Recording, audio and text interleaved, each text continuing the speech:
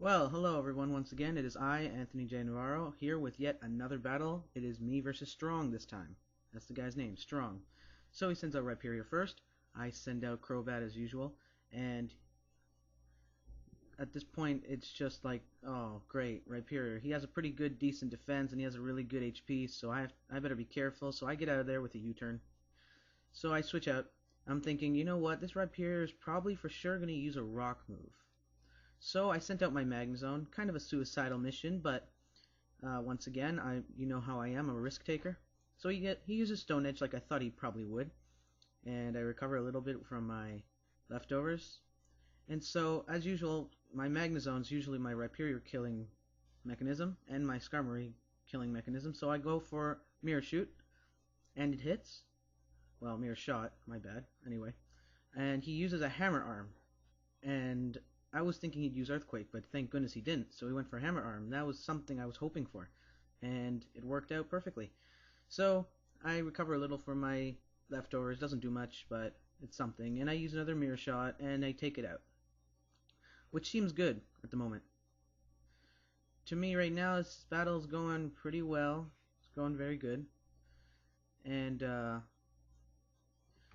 so he sends out his Salamence, and now this is the part where I'm thinking, that's nice. So I know from experience from Ryan the Sea King, I used to always switch out on a Salamence, but now I don't, because usually Salamence take advantage to use a Dragon Dance at this point, so I didn't. And he uses a Fire Fang, which is unusual, so there went my Magnezone.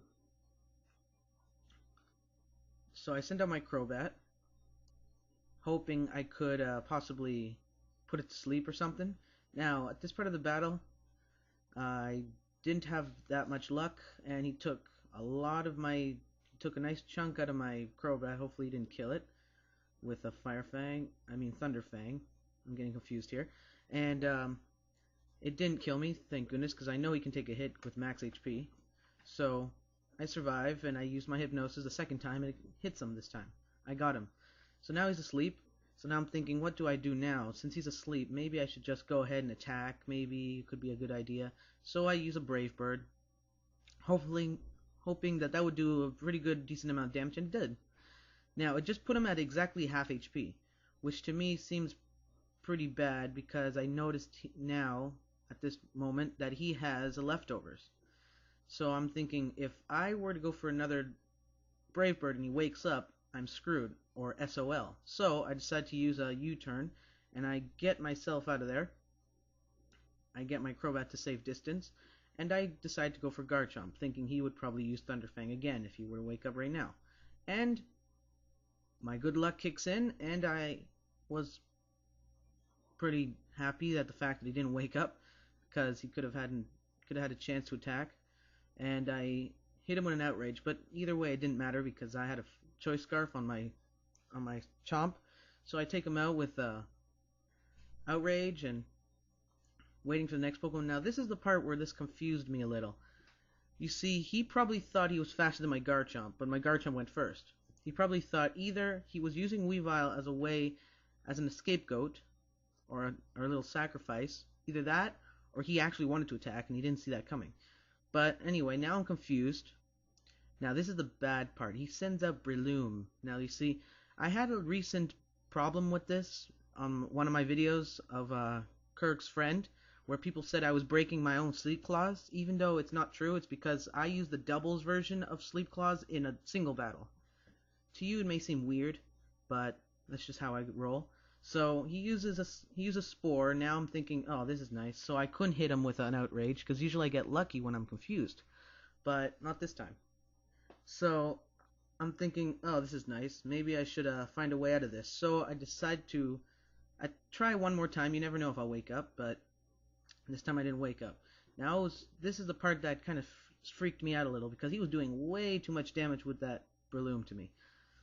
So at this point I was thinking, okay, maybe I can get him with the Sleep Claws, with my version of Sleep Claws. So I decided to go in with Venomoth. I switched to Venomoth knowing that the only two attacks he's got on him is a Grass attack and a Fighting attack, which should be Focus Punch.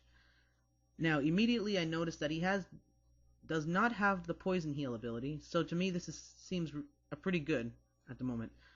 So I go for Psychic, I knock out its substitute, I know that a Spore is coming, so I fall asleep, I go for it, I let him put me to sleep, and now I'm thinking, crap, now what do? I can't send in my Crobat, because he could go into a substitute, and then from there I won't do so well. But he didn't go into a substitute, and this is what gave me the idea that I should just go in for it right now, sometime.